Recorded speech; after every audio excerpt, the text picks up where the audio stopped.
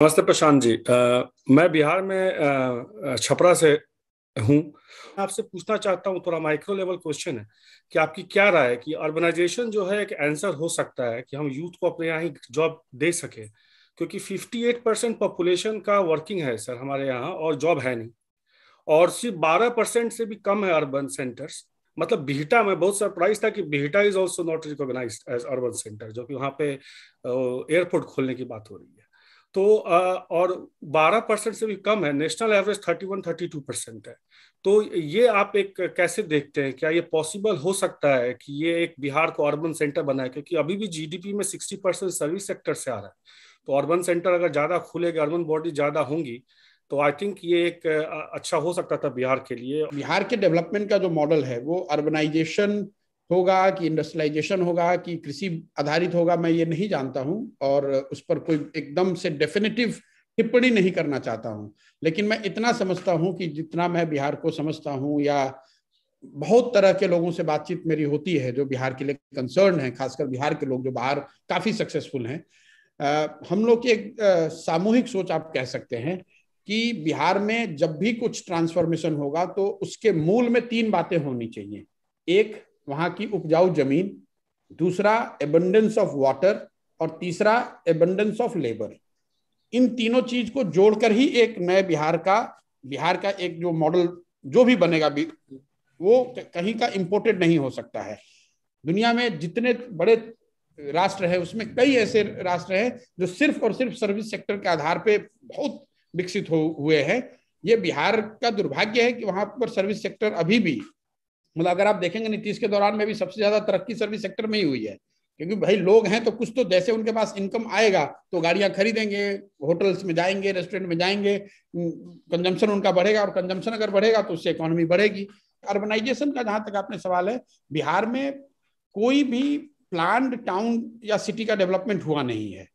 पटना को what I से in private, it's a greatest village, biggest village of India. तो शहर और सिटी कहना तो बिल्कुल ही मतलब समझिए कि हंसने वाली बात है। मतलब आप just look at the municipal corporations we have in Bihar, just look at the municipalities we have.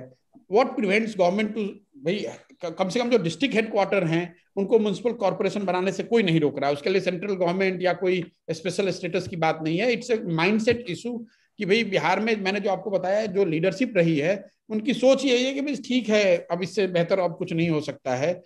तो इसलिए जो नई लीडरशिप होनी चाहिए उसको थोड़ा बहुत मैं समझता हूँ उसका बाहर का, बिहार के बाहर का एक्सपोजर उसको जरूर होना चाहिए, जिसको ये लगे कि भाई दुनिया इसके बाहर भी है, इससे बेहतर हजारों चीजें हो रही आंकड़ों से बाहर निकल के।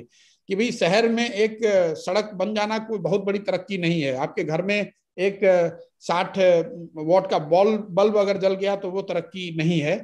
ठीक है, पहले मोमबत्ती या लालटेन जलता था, उसके सामने बल्ब आ गया तो जरूर खुशी की बात है। लेकिन पर कैपिटा इलेक्ट्रिसिटी कंजम्पशन में अगर आप 28वें नंबर पे हैं, पर कैपिटा व्हीकल ओनरशिप में, रोड में, अगर हर चीज में आप 28वें या 29वें नंबर पे हैं, तो तरक्की के किसी भी पैरामीटर पे आप अपने आप को मतलब आपका अपना पीठ नहीं ठोक सकते हैं, ऐसा मुझे लगता है। और नीतीश जी को भी मैं ये, जब मैं उनके साथ 1-2 साल था अभी, तो मैं कहता था कि we have to stop saying कि भाई लालू के जमाने में बहुत खराब था, अब कुछ थोड़ा अच्छा हो गया है।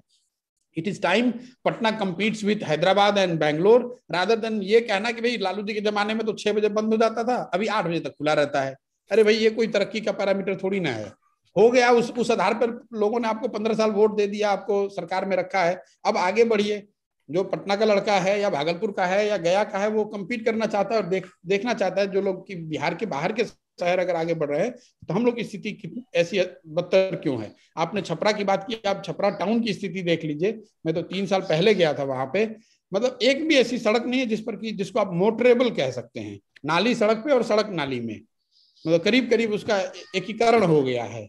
और बिहार में हर शहर की स्थिति ऐसी है। टाउन प्लानिंग अनफॉर्चुनेटली, आप इसको कहिए या तो सोशलिस्ट विचारधारा के जो लीडर हैं, टाउन तो उनके प्रायोरिटी में है ही नहीं। टाउन की प्लानिंग, एस्थेटिक्स, क्लीननेस, ये चीजें बिल्कुल नीतीश जी की गवर्नमेंट का भी कभी प्रायोरिटी नहीं रही है।